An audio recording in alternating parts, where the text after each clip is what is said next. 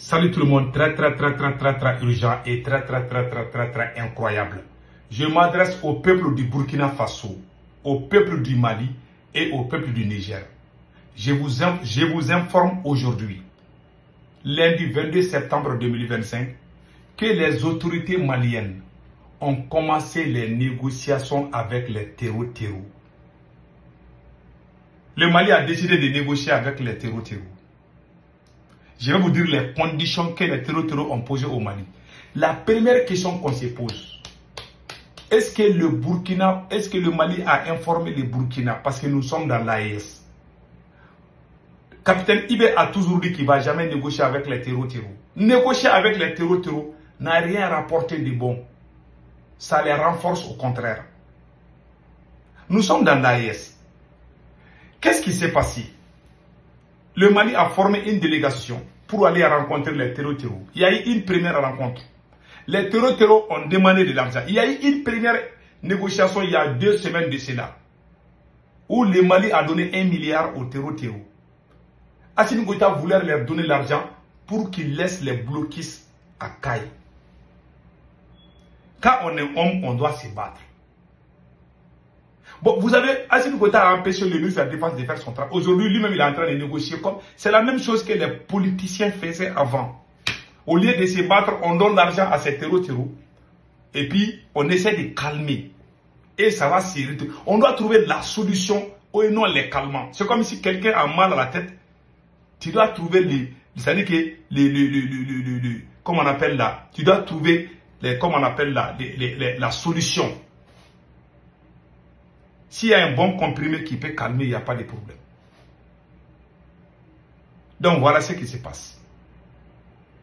Il y a eu une première rencontre, il y a 2 semaines de cela.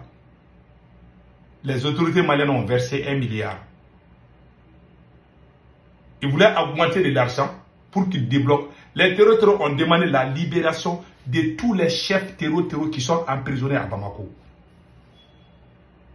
J'ai appris qu'Assimi Goïta a accepté. Hein. Bientôt, ils vont libérer les chefs terreaux. Ces chefs terreaux vont faire quoi? Ils vont aller attaquer le Burkina Faso. Ils vont aller attaquer le Niger. Ils vont aller attaquer le Mali. Voilà les conséquences quand une armée est déchirée, quand une armée est divisée. Tous les problèmes qui se passent au Burkina et au Niger, tout a commencé par le Mali. Depuis 2012, ces terreaux ont quitté la Libye pour venir au Mali. On avait des gouvernements fantoches qui n'ont pas pu les combattre. Les politiciens qui étaient au pouvoir avec des militaires corrompus. Ils ont laissé jusqu'à ce que ces terreaux sont allés au Burkina et au Niger. C'est le Mali qui devait tout finir là. Ils ont tous quitté au Mali pour aller là-bas.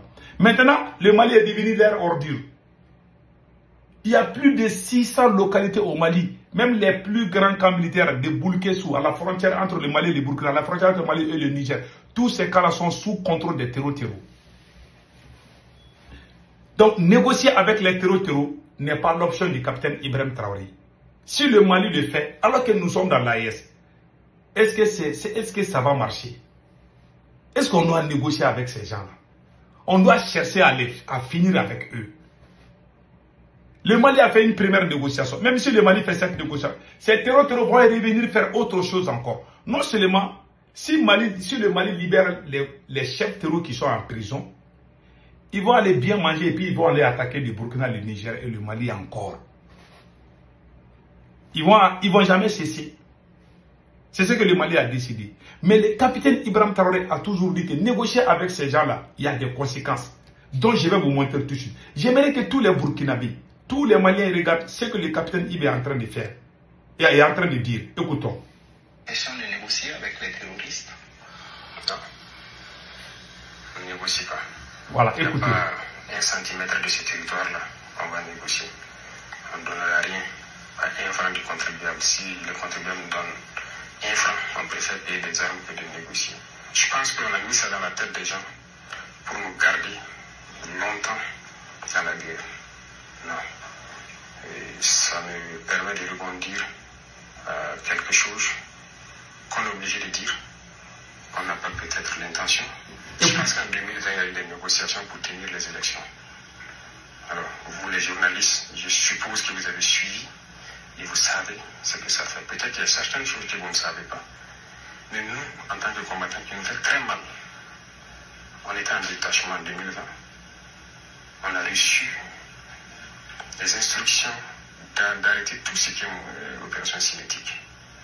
Ça veut dire qu'on ne sort plus de nos bases, on reste statique. Déjà, c'est un mal.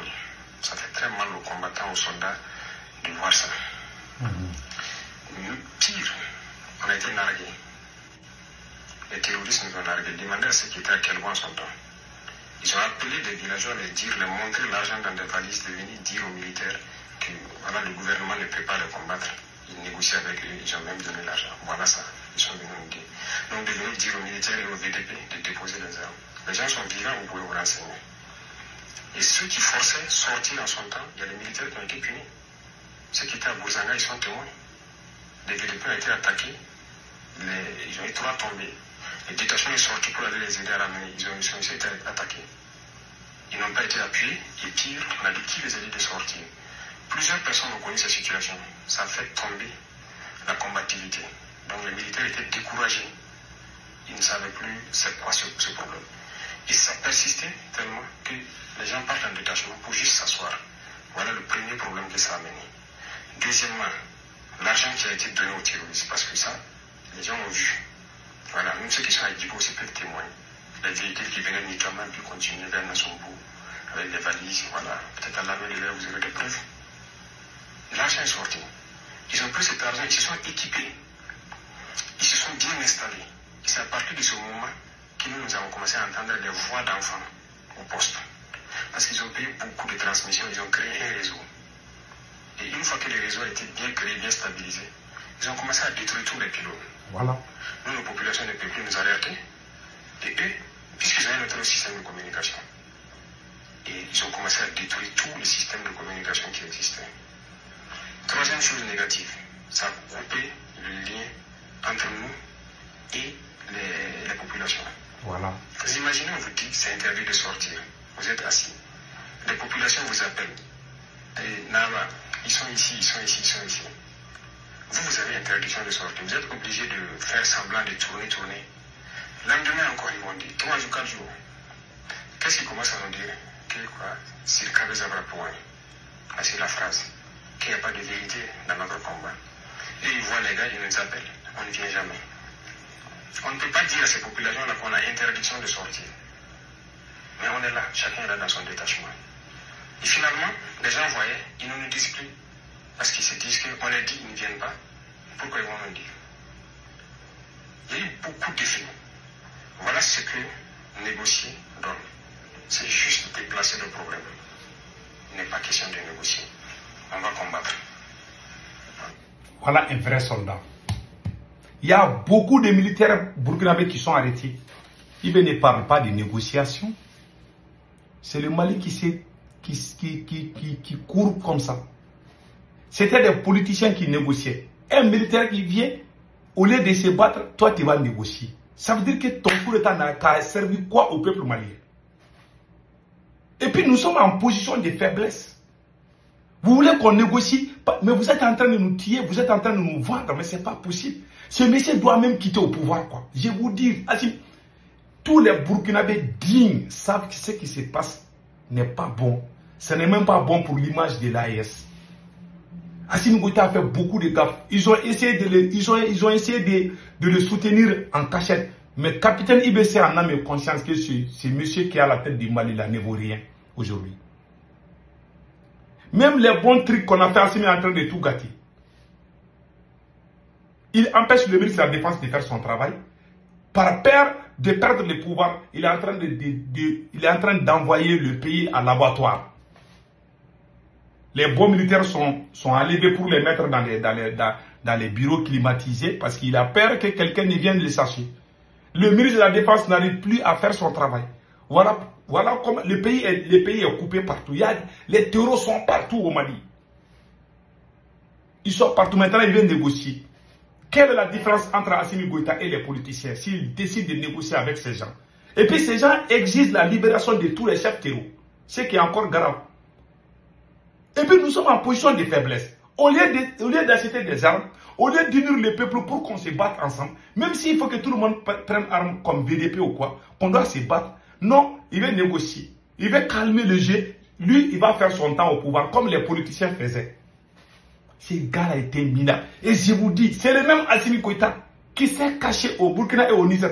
C'est le même Assimi Goïta qui travaillait avec le service de renseignement, avec la DGSE française.